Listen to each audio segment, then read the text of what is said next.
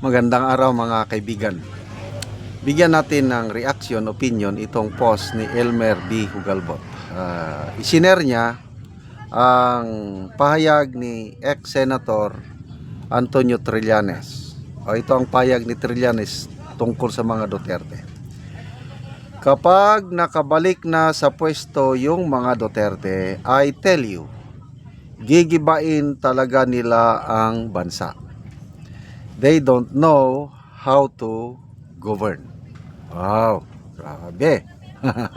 So ito naman ang response ni Elmer Hugalbot. Sabi niya, to be honest, I really can't decide where to put this thing in. The dog pound or a fucking mental institution. Itong si Trillanes, saan daw ilalagay? Oh, they don't know how to govern. Litin natin ha. Kanya-kanyang pananaw. Ganyan ang pananaw ni Trillanes na mahina ang mga Duterte. They don't know how to govern. Tanong, bakit siya nag-volunteer na gusto niya maging running mate siya ni Mayor Duterte noong 2016? Oh. Kung mahina pa ang mga Duterte, bakit siya nagpumilit? Bakit siya kumausap na maging running mate ni Mayor Duterte noong 2016? Oh, di ba? Diyan pa lang talo na siya, huli na siya eh. Ibig sabihin, believe siya sa mga Duterte. Ganun lang 'yun.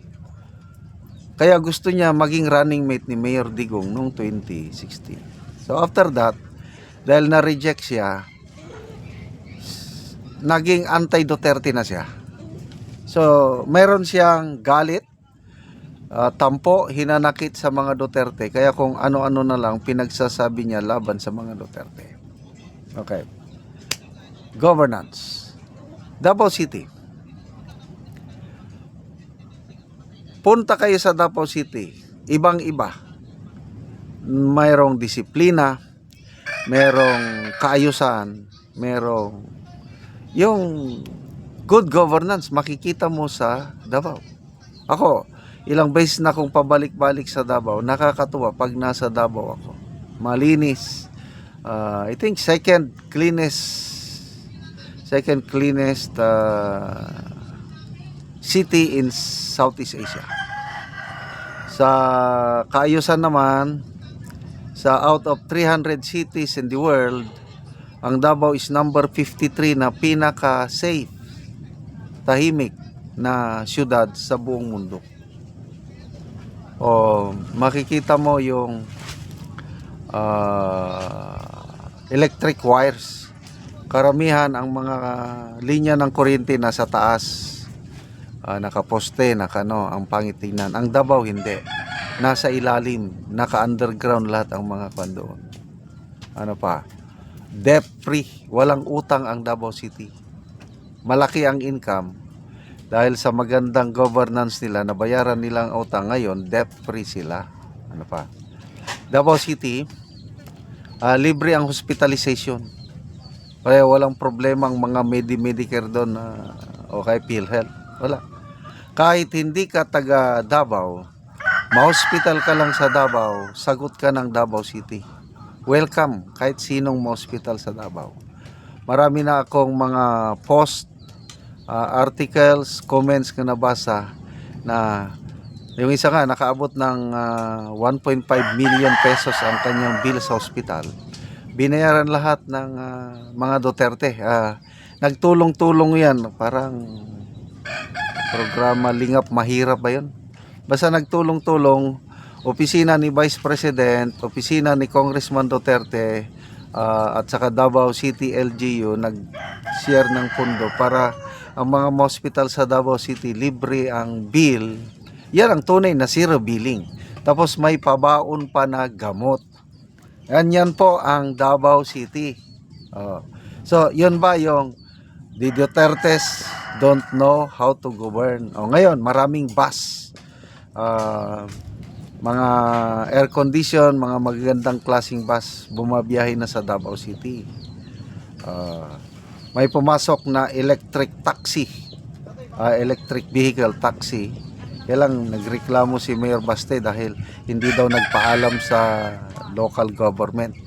National government lang ang permit nila, kaya problemado yun.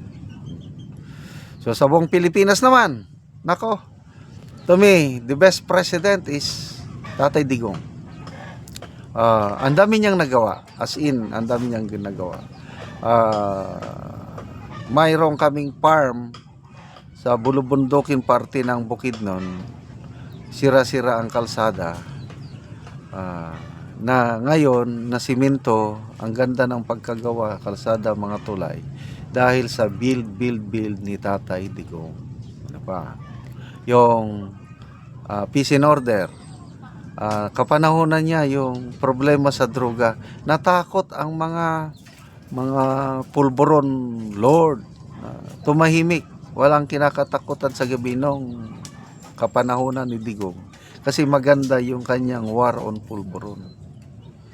And then sa problema naman ng insurgency, na nabungkag lapinig o nabalian ng spinal cord o spinal column ba yung NPA dahil nagkaroon ng NTF-ELCAC.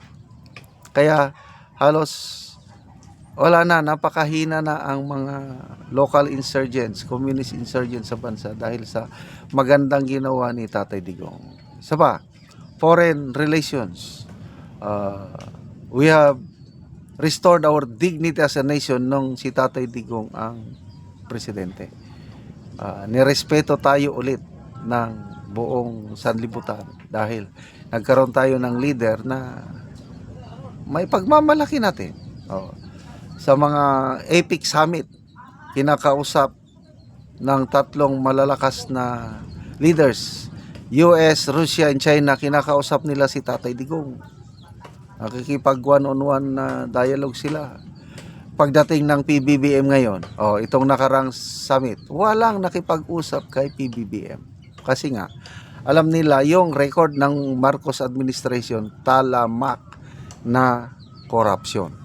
Okay?